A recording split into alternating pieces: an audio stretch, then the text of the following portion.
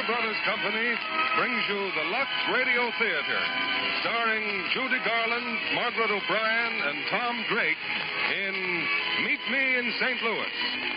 Ladies and gentlemen, your producer, Mr. William Keeley.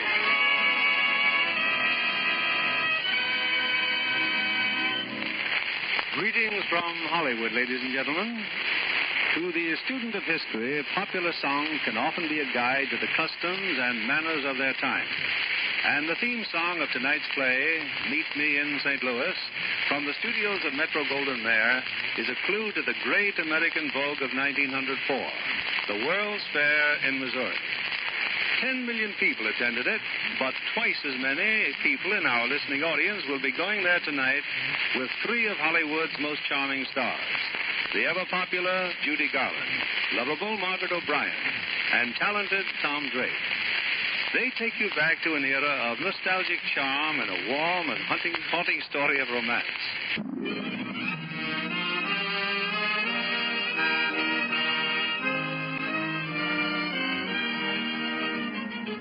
In the year 1903, there lived in the city of St. Louis a family named Smith. There were Mr. and Mrs. Alonzo Smith and Grandpa Smith. There were also two daughters and a son, Rose, Esther, and Lonnie. Oh, yes, and another daughter, Tootie, aged 8, who at this moment perches next to Mr. Costello on Mr. Costello's ice wagon. My goodness, Judy, at 5 o'clock. Giddy up, Beatrice. Oh, how's your doll feeling now, Judy? Any better? Oh, no. Poor Margaretha. I've never seen her look so pale. Probably the heat. Been an awful hot day. I doubt very much whether Margaretha will live through the night. She has 4 fatal diseases. As a rule, only takes one. She's going to have a beautiful funeral. Mr. Garbox my papa gave me, all wrapped up in silver paper. That's the way to go if you got to go. Oh, she's got to go. How's Beatrice feeling? Oh, Beatrice don't mind the heat. Why, she's the strongest horse in St. Louis. Excuse me, Mr. Costello, but it's pronounced St. Louis. That's funny. Now take that there new song. Meet me in St. Louis, Louis, meet me. Oh, well, that's different. We sing that song all the time in our house. My sister Esther, and my sister Rose, and Grandpa, and everybody. Well, St. Louis, it's still a grand old town. It's not a town, Mr. Costello. It's a city, and it's the only city that's going to have a World's Fair. Gosh, wasn't I lucky to be born in my favorite city? You sure were, honey. So was I, and so was Beatrice. That right, Beatrice? Come on, gal. Get up. Me in St. Louis, Louis, meet me at the fair. Don't tell me the lights are shining any place but there. We will dance the hoochie coochie. You will be my tootsie wootsie if you will meet me in St. Louis, Louis, meet me at the fair. Come on, Rose, and sing. Meet me in St. Louis, Louis, meet me at the fair. Don't tell me the lights are shining any place. Preaching. Oh, hello, Papa. Did you just come home, Papa? The fair won't open for months, but that's all everybody talks about or sings about. I wish everybody would meet me at the fair and leave me alone. Where's Mama? Here I am, dear. Well, did you have a nice day, Alonzo? I had a terrible day, Anna. I lost the case. Oh, dear. Well, Papa, if losing a case depresses you so, why don't you give up law and go into some other business? All right, I will. Beginning tomorrow, I intend to play first base for the Baltimore Orioles. Now, dear, you'll feel lots better as soon as you've had your dinner. Right now, I'm going to soak in a cool bath for 1 solid hour. Oh, but that's impossible. Katie's serving dinner in 5 minutes. 5 minutes? Alonzo, we planned on eating an hour earlier tonight. The plans have just been changed. I'm taking a bath. Oh, Rose, dear, I'm so sorry. I've told you, it's nothing to upset the entire household about. Warren Sheffield, a Yale man, is going to telephone you at 6:30 long distance, and you say it's nothing to upset the household about. Oh, I wish everyone would just forget about it. Rose, you know as well as I do that the telephone is in the dining room, and you certainly don't want the whole family sitting there drinking in every word when a man proposes long distance. I don't see why you assume that Warren is going to propose to me. He's calling from New York. Do you know what that costs? I think that's just about enough of this. Now, where's Tootie? delivering ice with Mr. Costello. No, she came back a few minutes ago. She's in the backyard burying her doll. Well, call her in and see that she gets washed. And Lonnie! Lonnie! Now, don't worry, Rose, dear. I'm sure everything will work out. It's 6:30 and Papa isn't down yet. He will be any second. Judy, Grandpa! Lonnie, come on in, dinner. Has he telephoned yet, Rose? Grandpa, I'm not in the least concerned whether Mr. Sheffield calls or not. The Queen has spoken. I suppose Warren's too young, huh? Every fella I introduce her to is too young. Now, listen, please. Your father will be right down. And if we eat dinner quickly, we may be finished by the time... Now I remember. Now I remember where I left my other roller skate. On the staircase. I hope I haven't held you up. I was just taking a little ride before dinner. Tootie, is this your roller skate? Yes, Papa. Thank you. You're welcome. And remind me to spank you after dinner. Yes, Papa. Lord, we thank thee for the bountiful blessings which we are about to receive. Amen. Ah, soup. Don't blame me if it's cold, Mr. Smith. So's the corned beef. Ah, Katie. No, it's fine, delicious. Well, what's the matter with everybody? Eat your soup. I'll get it. Oh, Rose, let me get it. Telephone. What are you all jumping for? Sit still. I'll answer it. I'll simply die. Hello. What? New York? No, I'm not calling New York. What? Hello? Anna, I'm going to have that instrument of torture ripped out of this house. Lonzo, every telephone call is not for you, dear. That one wasn't. New York. Rose is crying. Well, what's the matter with you? Oh, it's nothing, Papa. It's just that you ruined Rose's chances to get married, that's all. What did you say? That was Warren Sheffield calling long distance to propose. Oh, I see. Tootie, did you know there was a long-distance call coming to this house? You know what, Papa? The Iceman saw a drunkard get shot yesterday, and the blood spurted out 3 feet. Answer yes or no. Yes. Lon, you knew about it? Yes, sir. Grandpa? Anna? Well, Anna, I'm curious. Just when was I voted out of this family? Oh, Alonzo, really now. My eldest daughter is practically on her honeymoon, and everybody in St. Louis knows about it but me. Well, from now on, I'll handle all telephone calls that come to this house. But, Papa! Nobody answers the phone but me. But I. Thank you. Rose, answer the telephone. Thank you, Papa. Hello? Yes. Well, we'll put him on. Warren? Well, hello, Warren. How are you? Hello, Rose. I'm fine, Rose. How's St. Louis? Oh, what did you say? I said, how's St. Louis? Oh, it's fine. Fine. Is it hot there? Yes, it's very hot. Oh, for goodness sake. What? Can you hear me? Oh, yes, I can hear you fine. Well... What did you say, Warren? Nothing. I was waiting for you to say something. Oh. I can't hear you, Rose. That's funny. I can hear you plainly. Rose, I hope you won't misunderstand what I'm going to tell you. Yes?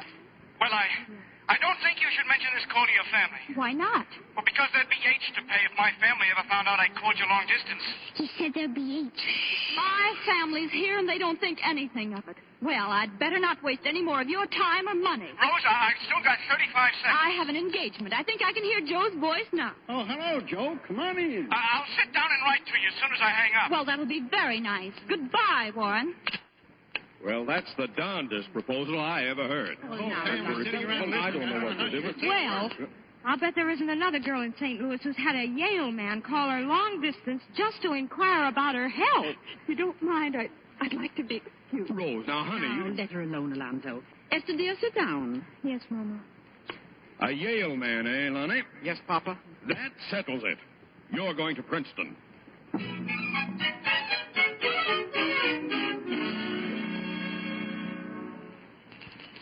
Oh, it's nice just sitting on the front porch, isn't it, Rose? I just love a summer night. Esther, wasn't that silly of me running away from the dinner table? Oh, Rose, I wish I had your savoir-faire. Esther, look. Hmm? Next door, our new neighbor. John Troy? Yes, on the lawn. Now be perfectly calm. We can talk a little louder, but for goodness sakes, don't let on that we see him. Ready? Yes. Let's get a little closer to the railing. Isn't it a gorgeous night, Esther, dear? Oh, heavenly, Rose, just heavenly. He smokes a pipe. I understand they're having a fashion pavilion at the fair. Isn't that exciting? I shan't be at all surprised if Joe insists on taking me to the fair every single night. Joe's so overpowering. Oh, please. Huh? Well, look, he just turned around and walked back into his house. Oh. Well, not very neighborly, I must say. Well, he's only lived here 2 weeks. You can't expect him to fling himself at you. Well, how am I going to meet him? I know. I'll get George Briggs to bring him over here to Lon's going-away party. Oh, Rose, could you? Of course. Let me get some stationery. We can write the invitations right now. He didn't even notice me. What if he can't come to our party? What if he's got a girl? The moment I saw him smile, I knew he was just my style. My only regret is we've never met, though I dream of him all the while.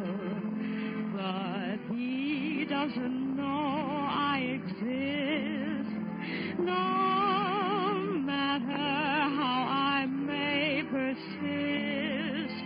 So it's clear to see there's no hope for me, though I live at 5135 Kensington Avenue, and he lives at 5133. How can I ignore the boy next door? I love him more than I can say.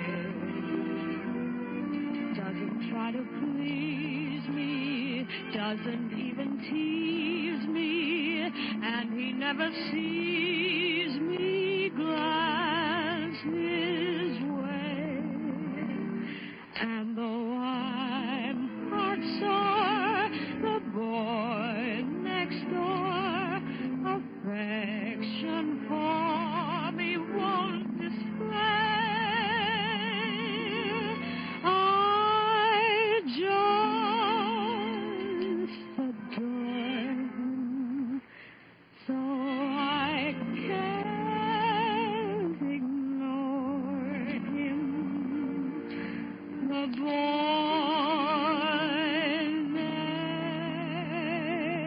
next door.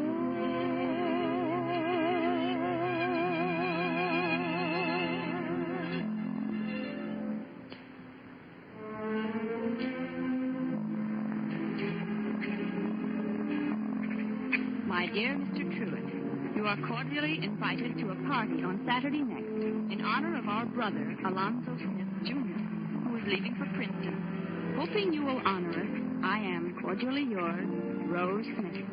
How's that, Eth? Well, it's pretty formal, but I guess we better be pretty formal to start with.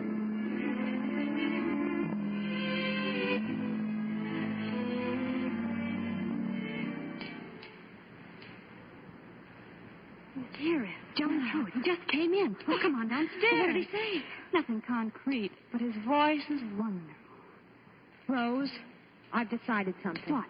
I'm going to let John Truitt kiss me tonight. Esther Alicia Smith. Well, if we're going to get married, I might as well start it. Nice girls don't let men kiss them until after they're engaged. Men don't want the bloom rubbed off. Personally, I think I have too much bloom. Oh? Maybe that's the trouble with me. Oh, well.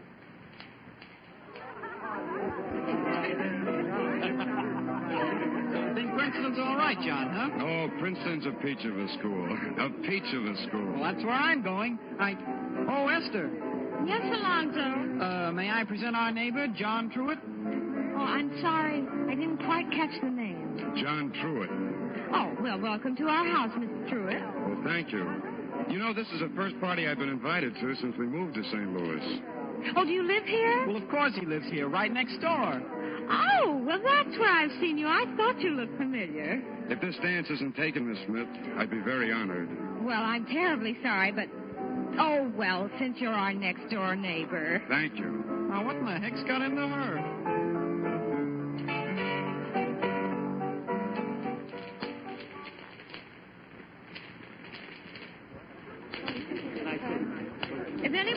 some fruit punches, sir, in the dining room. Oh, Miss Esther. Yes, Mr. Truitt. There's a mouse in the house. Look, on the hall stairs. Why, Tootie, why aren't you asleep? There was too much noise down here. Noise? Well, we've been dancing and singing. I want to sing, too. Well, all right. Come on, just one song. You know, Tootie sings really quite well for a child. What would you like to sing, dear? Baby's Boat or Silver Moon? Oh, I hate those songs. I want to sing a new one. I was last night, dear mother. Well, you can't sing that. Oh, do let her. She's such a sweet little thing. Sweet. She's a hoodlum. Well, all right, Judy, go ahead. I was drunk last night, dear mother. I was drunk the night before. But if you'll forgive me, mother, I'll never get drunk anymore. Oh, you're a very bad little girl. It's really Lon's fault, Mr. Truitt. He teaches her those things. Now, Tootie, you scoot right up to bed this instant. Rose, oh, Rose, dear, might we have some dance music, please?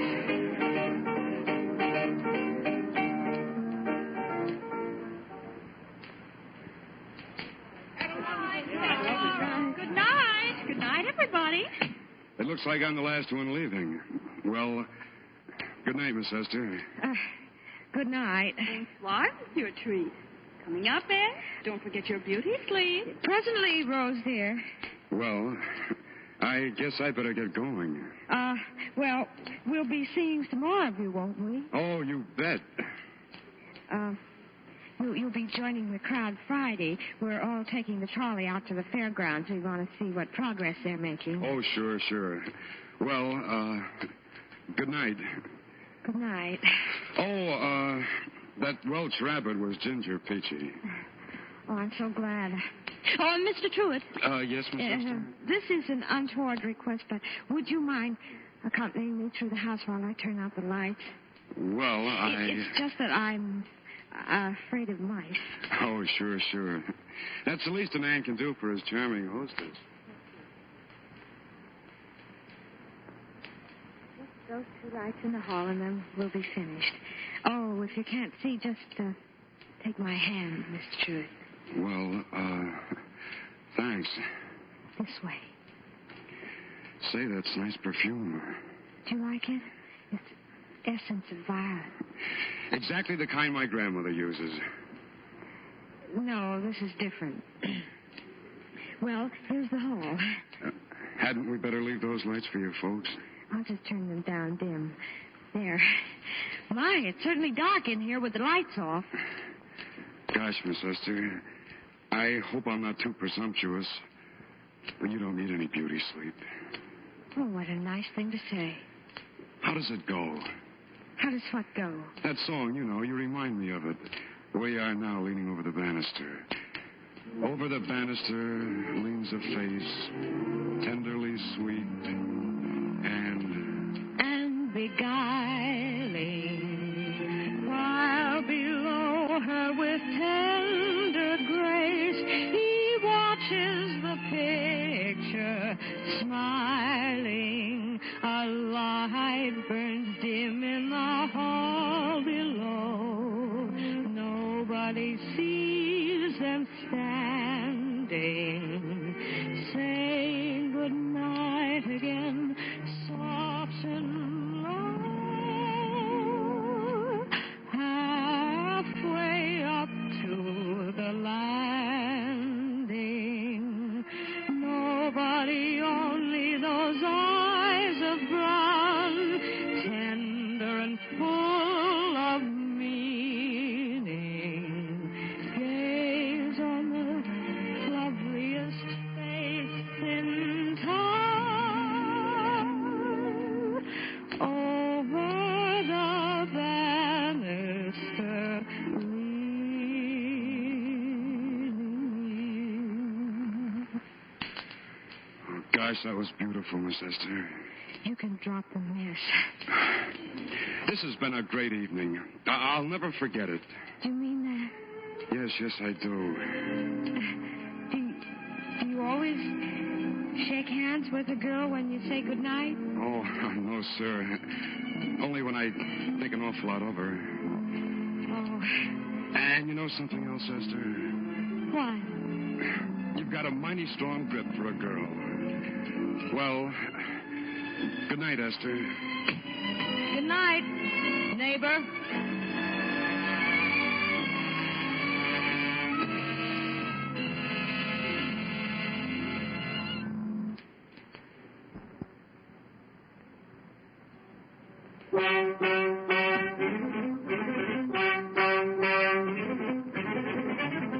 Well, Friday's come, and with it, the trolley ride to the fairgrounds.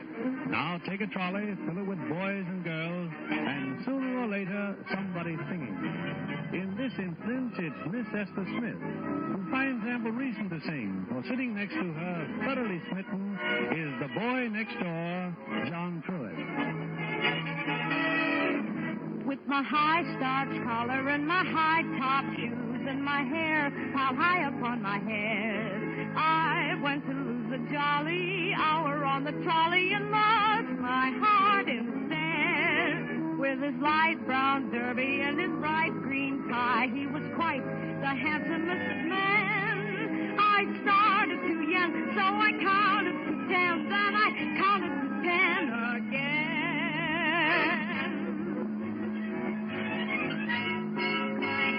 Clang went the trolley, ding, ding, ding went the bell, ding, zing, zing went my heartstrings. From the moment I saw him, I fell.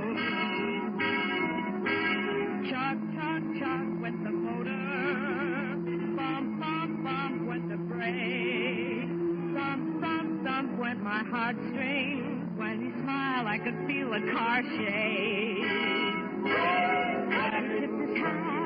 And took a seat. He said he hoped he hadn't stepped upon my feet. He asked my name, I held my breath. I couldn't speak because he scared me half to death. Buzz, buzz, buzz went the buzzer. Plop, plop, plop went the wheels. Stop, stop, stop went my heartstrings. As he started to go, then I started to know how it feels when the universe reels. The day was bright, the air was green, and the yellow helicopter ran from the field. He tried to sing, but couldn't sing. In fact, he loved it so and couldn't even sing. Buzz, buzz, buzz went the buzzer. Plop, plop, plop went the wheels. Stop, stop, stop went my heartstrings. As he started to leave, I took hold of his sleeve with my hand. As if it were planned, he stayed on with me, and it was grand just to stand with his hand holding mine to the end of the line.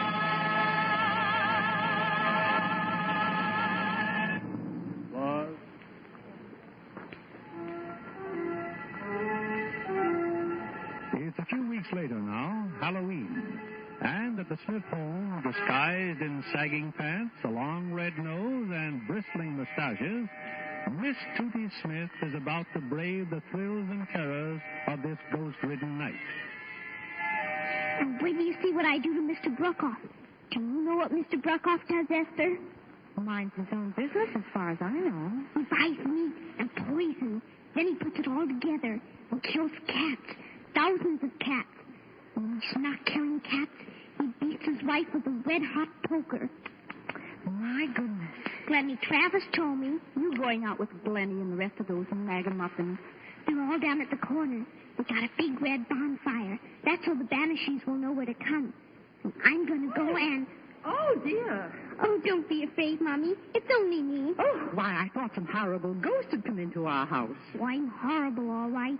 I was murdered last week in a den of thieves. Well, here it is, Judy. Here's your flower. Thank you, Grandpa. You wouldn't catch me out on a night like this for $1 million. Why not? Too many terrible spirits roaming around. Grandpa. Oh, go on, Judy. It's Halloween. I just hope I get back to my bed and go it all right. If you wet the flower before you throw it, it's harder for the victim to get it off. Well, goodbye. Goodbye, everybody.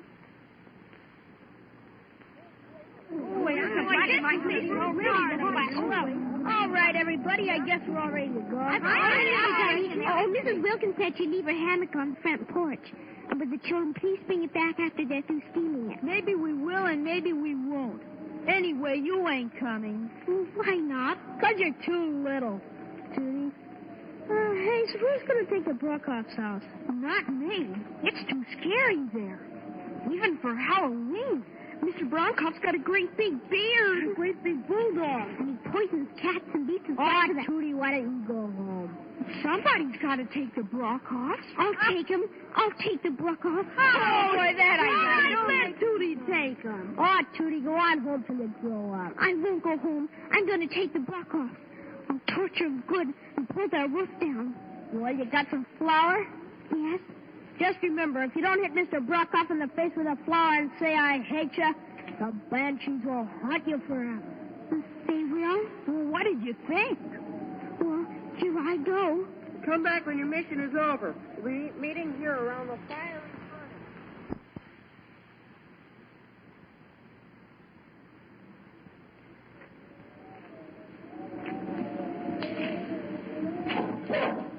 Oh, Lordy, I wish Esther was here.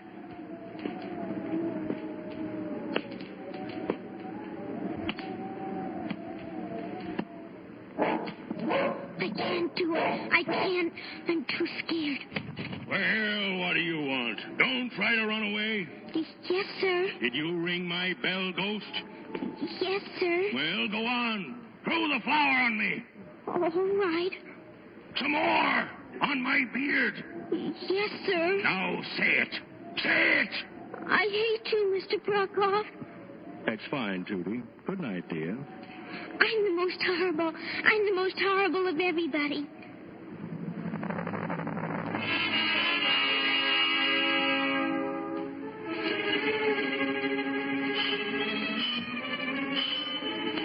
That you, Judy? I'm coming.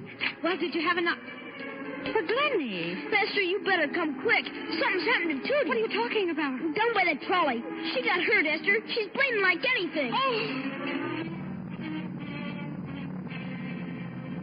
Esther, did you get Pop on the telephone? No, Mama. They said he just left. It's Judy's lip, Mama. It's all cut. Oh, good heavens. And a tooth knocked out. Oh, Katie, another compress there, darling. There, everything's going to be fine. He tried to kill me. Tootie! She must mean the streetcar. I think it hit her. It wasn't the streetcar.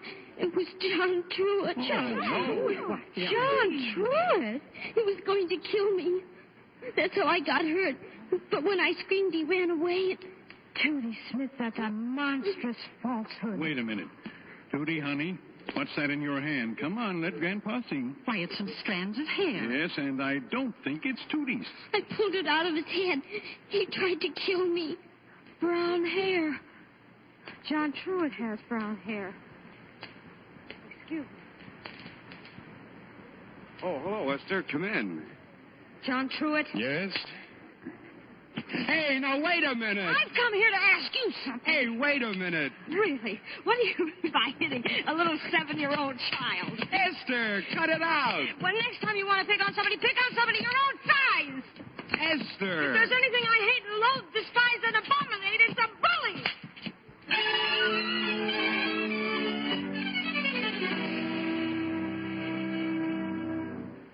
I want to sleep in Esther's bed, Mama. Of course you may, darling. Oh, I hate to think what your father's going to say when he hears about this. He may even strike that Truitt boy. He won't have to, Mama. I just took care of him. I was drunk last night, dear Mother. I was drunk the night before. Esther, your dress, it's torn. It must have happened when I was trying to hold him off. I bit him. I bit him, too. Did you, Tootie? That's not what Tommy Berkheimer says.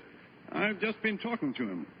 Did the trolley go off the tracks, Grandpa? No, but the cable came off and the motorman put on the brakes too fast. At least that's what Tommy tells me. What are you talking about? It seems the kids had found an old suit of clothes, so they stuffed it with straw, and somebody put it on the trolley tracks. We thought the car'd go off the tracks. Judy Smith, why, you're nothing less than a murderess. You might have killed dozens of people. Oh, Rose, you're so stuck up. Tootie, how did you get that lip? How? Because John Truitt butted in. He dragged me up an alley so the policeman wouldn't get me. Huh. as though policemen never pay attention to girls. But I pulled his hair and got away. Then I fell down and cut my lip. Oh, what I'm going to do to you. Yes, let her alone. Well, what's so funny, Rose? I don't see anything so funny. Judy, really, you're the most deceitful, sinful little creature I've ever seen. And for 2 cents... Merciful heavens. John.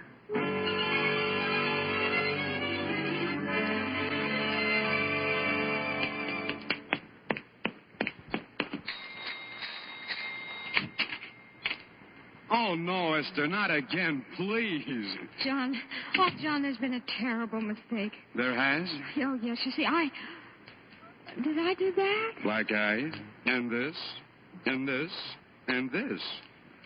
Oh, I'm terribly sorry. Oh, that's all right. How's Judy? Oh, she'll live. John, it's awfully nice of you to accept my apology. Well, if you're not busy tomorrow night, could you beat me up again? Well, I guess I'd better be getting home. Oh, before you go, would you mind helping me turn out the lights? I'm afraid of mice. It looks like most of the lights are out. Wouldn't take a minute to turn them on again. Well, wouldn't that be kind of wasting a minute? Yeah, I guess it would, Esther. You know, you've got a mighty strong grip for a boy.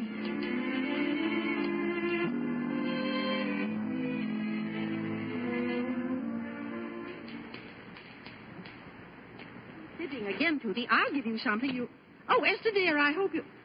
Why, Esther, is there anything wrong with you? Yes, Mama.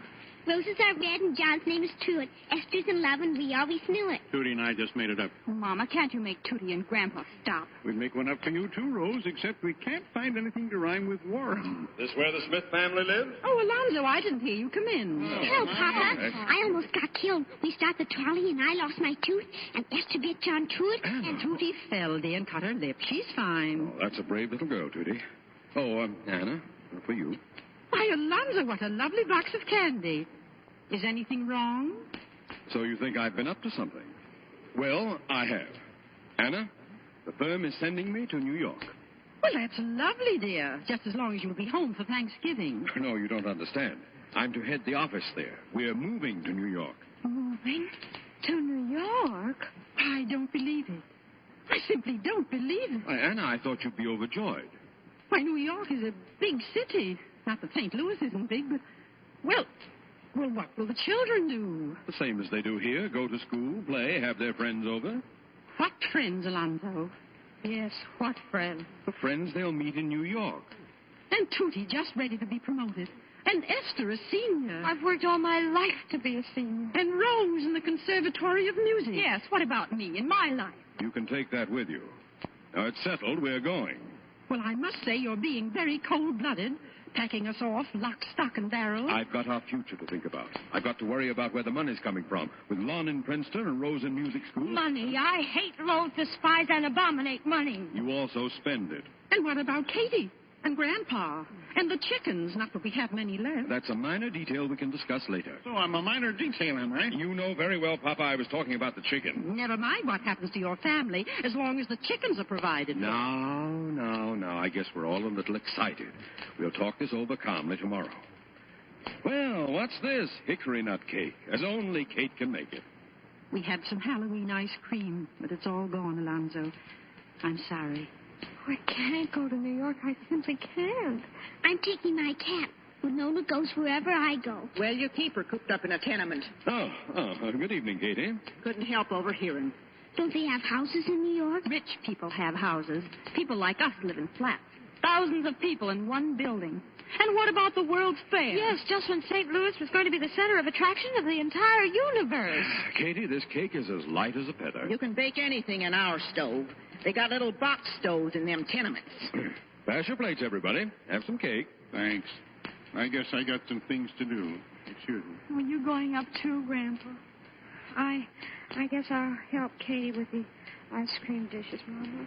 Me too. As long as we're moving, it won't matter if I break some. Well, aren't you afraid, Anna? Alone in this room with a criminal? That's what I'm being treated like. Now, it's not as bad as that, dear. If you think it's best to move to New York, why, that's what we'll do. Eat your cake, Alonzo.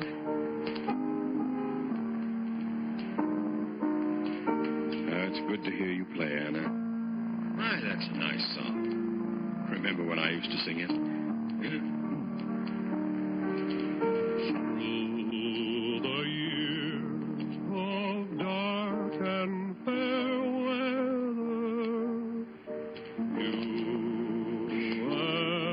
That's just lovely.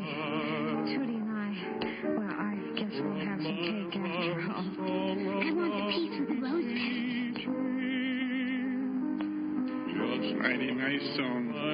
Mighty nice. Rose and I, well, there's nothing like good music and a piece of hickory cake. No, sir.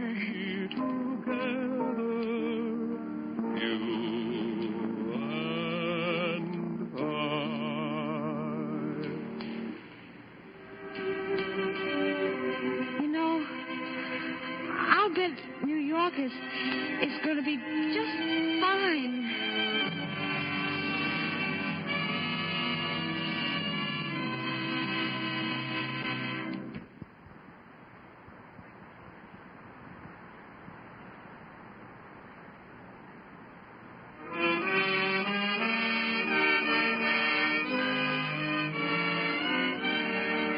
It's the day before Christmas, a week before the Smith family moves to New York, and 5 hours before the annual Christmas ball at the Women's Club.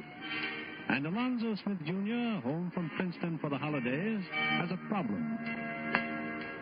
Oh, Lonnie, you needn't be so grouchy just because Lucille Ballard doesn't think you're good enough to take her to the dance tonight. A girl has a right to go to a dance with anyone she wants. I just didn't ask her soon enough. Everyone knows Miss Ballard is just an Eastern snob. And I'll thank you, Rose, to keep Miss Ballard's name out of this.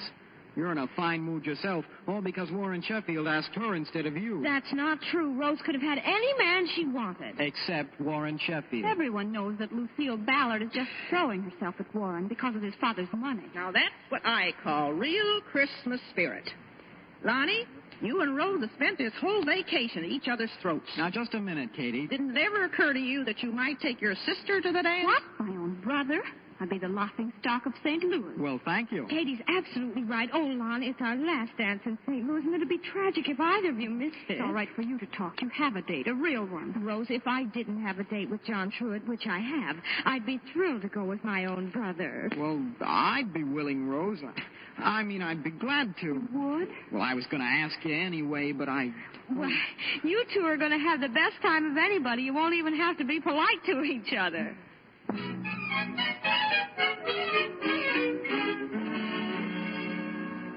Now, hurry, Ash. It's 7:30. Oh, Ash, you look grand. Simply grand. Of course, it makes your figure just elegant. I feel elegant, but I can't breathe. We have to start one sometime. And if we're going to wreck Lucille Ballard's evening, we definitely need every ounce of allure. Oh, Rose, don't you think I could be alluring without a corset? No, Esther, I don't. After all, you're competing with an Eastern girl. We'll have to monopolize all the worthwhile men. Well, there are only going to be about 20 boys worth looking at, and we can certainly handle 20 men. But what about John Truitt?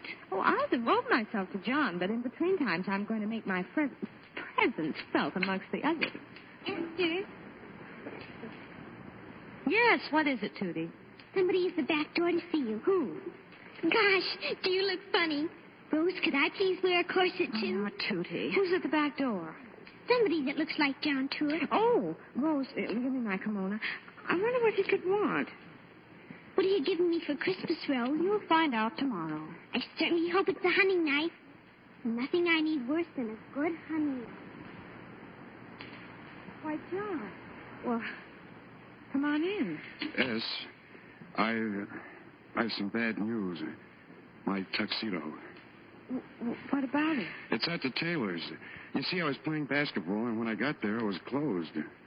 Well, can't you borrow one? I've tried, but everybody who's got one is going to the ball.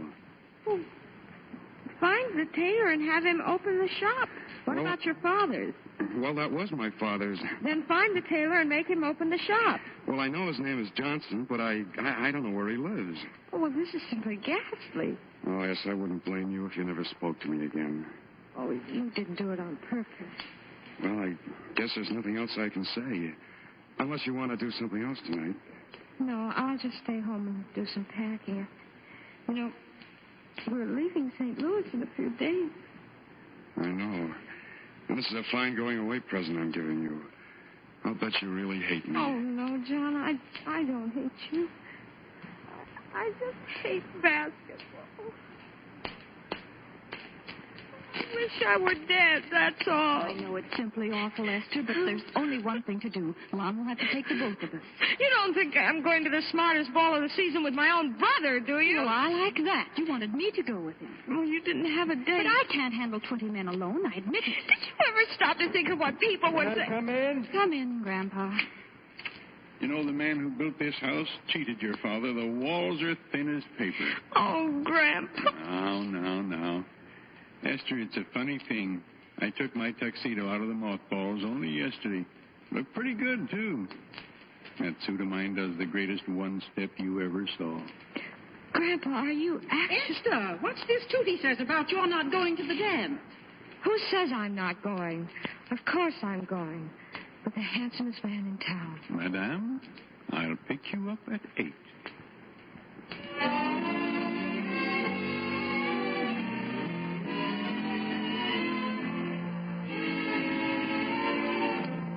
Esther, I'm here. I made it. John! Oh, gosh, yes. I couldn't find Mr. Johnson until 20 minutes of 10. But he opened the shop, and, well, here I am. Oh, John, so much has happened, and I'm so glad. And if I'm crying, it's just because everything's turned out so simply divinely, and it's Christmas almost, and Well, what's happened? Well, don't you see them dancing, Rose and Warren Sheffield? Miss Ballard is a simply charming girl, even if she is an Easterner. She said, we're all grown up, aren't we? And since Warren all he talks about is Rose, my goodness, why doesn't he fill out her dance card? Well, who's Lucille dancing with? Well, Lonnie, of course. Oh, she's terribly fond of him. It's really so obvious, and now you're here. And, oh, John, I've never been so happy in my life.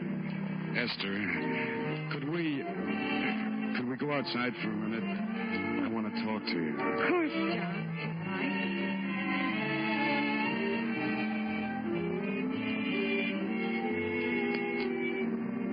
I wouldn't have said it, Esther, if I thought it would make you cry again. Are you sure you're warm enough? Oh, I've imagined you saying it thousands of times, and I'd always planned exactly how I'd act. I'd never planned to cry. Well, at least you didn't laugh. Laugh? I guess I never asked a girl to marry me before. I guess maybe I was kind of... Oh, John, no one could have done it more beautifully. I'm very proud. Esther, will you? Will you, Esther? Of course I will, John. Oh, gosh. Do you realize I might have lost you? A few more days and you'd have been gone. We might never have seen each other again. And now we're engaged. Esther, let's go home and tell your folks right now. Oh, no, not tonight. I'd rather just the two of us knew about it tonight. No, we're not going to let them talk us out of it, are we? After all, we are of age. Well, practically. John, even if I do go to New York, we could still work something out. Somehow. Couldn't we, John?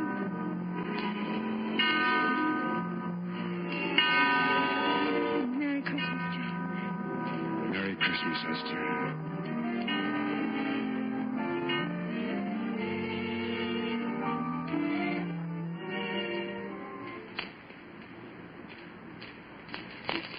Can I come in bed with you? Of course, darling. Come on now. Cover up. You weren't asleep either, were you? No, I've just been lying here thinking. Was the dancing nice? Wonderful. I've been watching. The moon's so bright, but I haven't seen anything. Did he come? Did who come? Santa Claus. Now you know he's not going to come until you're asleep. Then sing to me, Esther. Sing to me till I'm asleep. What kind of a song, Tootie? A Christmas song. All right. Have yourself a merry Let your heart be light. Next year all troubles will be out of sight. Have yourself a merry little Christmas. Make the Yuletide gay. Next year all our troubles will be miles away. Once again, as in olden days, happy golden days of yore, faithful friends who were dear to us will be near to us once more. Someday soon we all will be together if the fates allow. Until then, we'll have to muddle through somehow. So have yourself a merry little Christmas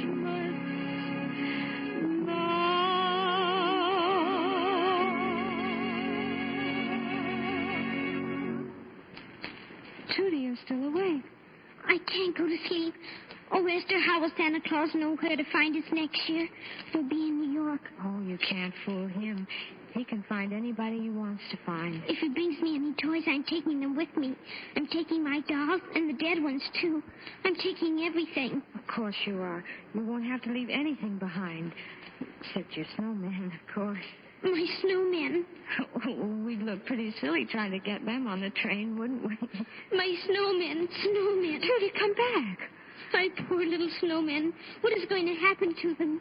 Snowmen.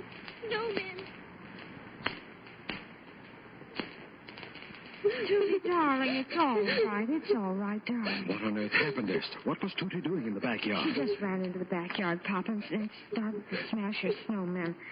Nobody's going to have my snowmen. Not if we're moving to New York. Now, don't cry, darling. You can build other snowmen in New York. No, you can't. You can't do anything in New York like you can in St. Louis. You're sure she'll be all right? Yes, Pop, you go back to bed. I'll take care of her. Well, good night, Esther. Good night, Papa. Judy, darling, New York's a wonderful place. When you see the fine home we're going to have and the friends we're going to make. But the main thing, Judy, is that we're all going to be together. Just like we've always been. That's what really counts. We could be happy anywhere as long as we're together. Anna, wake up. Rose, Grandpa, Lonnie, everybody get up. Papa. Esther, Judy, come on, all of you. Come on downstairs. Oh, Papa, what's wrong? Everything's wrong. Anna, where are you? Grandpa, come downstairs this minute. Everybody get in here and sit down. There's nothing to sit on, dear, except packing boxes. Then come into the dining room. I've got a few words to say to this family. Oh, What in the world's the matter? Well, we are not moving to New York. Oh, and I don't want to hear a word about it. We're going to stay right here in St. Louis till we rot. We haven't rotted yet, Alonzo. Oh, but what will you say to the firm, Papa, to Mr. Felton? That I've changed my mind. I'm a junior partner, not a puppet on a string. If they don't like it, well, that's just too bad. But New York, Alonzo, you did think it was a fine opportunity, didn't you? I was looking forward to going, yes. But after all these weeks, watching my family's hearts breaking, and then Tootie a little while ago. Well, New York hasn't got a copyright on opportunity. St. Louis is a great town. The trouble with you people is you don't appreciate it because it's right here under your noses. I'll take that. Hello! Rose? Do I sound like Rose? Well, then get her to the phone. Wake her up or something. No, just a minute, young man. Who do you think you're talking to? Papa, please, let me take it. Hello? Rose Smith, I haven't slept a wink since I took you home from the dance, and I won't go on like this any longer. We're going to get married, and I don't want to hear any arguments. Now, let's fight. Oh, I love you. Warren! But Warren! Anna, who is that boy? Do you know? Alonzo, he's a very fine young man. Now, we'll talk about it later. Oh, Rose, darling, you handle the whole thing magnificently. He's just putty in your hands. I hope you'll be very happy, Rose. And sometime, if you can arrange it, I'd like to meet that young fellow. Papa, Mama. If Rose is going to get married, maybe we ought to open up her Christmas present. You little faker. It's your presents you're after. He's been here. Santa Claus. Well, of course, in the living room. Good heavens, it's Christmas morning. Merry Christmas. Merry Christmas. Oh, Papa, you've given us the nicest Christmas anybody could ask for. We're staying in St. Louis.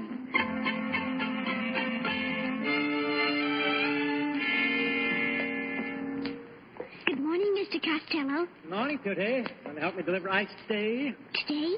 Do you know what today is? Sure do. First day of May, 1904. It's Fair Day, Mr. Costello. Today's the day the World's Fair opens. My family's going, and Papa says we're not going to leave till they throw us out. Is that a fact? Well, do you help me, Twist? But don't you worry, Mr. Costello. I'll help you deliver ice tomorrow.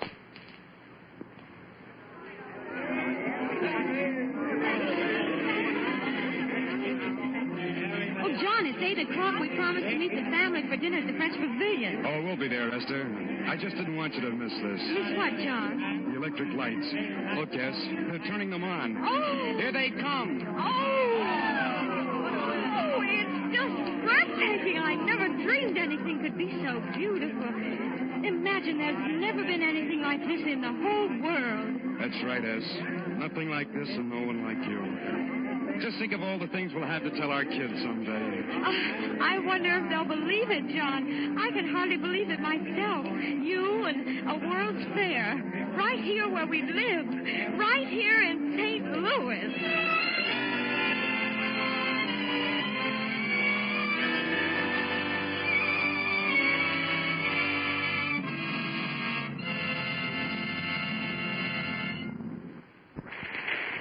Here's Mr. Keeley at the microphone. Now that you've met them in St. Louis, we invite you to meet them here as they are in real life. Tonight's delightful stars, Judy Garland, Margaret O'Brien, and Tom Drake. Judy, we enjoyed both your singing and your acting. Well, Bill, tonight's play certainly puts one in the mood for Christmas. You know, Christmas is only 23 days away. That's close figuring, Margaret. And, Judy, this will be the first Christmas for the newest member of your family. Have you brought the baby any presents yet, Judy? Well, I haven't done much shopping yet, Margaret. No, Judy's been pretty busy. It was just recently she finished her latest Metro Goldwyn Mayer Technicolor picture, Till the Clouds Roll By. Well, Margaret's been pretty busy, too. She's been appointed National Junior Chairman of the Infantile Paralysis Fund. Just 3 weeks and 48 hours until Christmas. And during the Christmas holidays, Margaret, you'll have to see Tom Drake's new MGM picture, Courage of Lassie. No, as a matter of fact, Margaret has one of Lassie's puppies. Is that right, Margaret? Yes, I named him Laddie. But just only 18 shopping days until Christmas. That's right, Margaret. And we've been doing some shopping on a play for next week. What are you presenting next week, Bill? 2 brilliant stars who rank among our greatest favorites, Irene Dunn and Walter Pigeon. They appeared in one of the screen's most entertaining comedies, Columbia Pictures' recent hit, Together Again. It's the fresh, delightful story of a woman torn between love and her career as a small-town mayor. A play I'm sure our audience will love. Well, Irene Dunn and Walter Pigeon make a great team, Mr. Keeley. Just 23 days away. Remember, too, the days are getting shorter, Margaret. Gee, that makes things even better. Good night, and best holiday wishes to you all.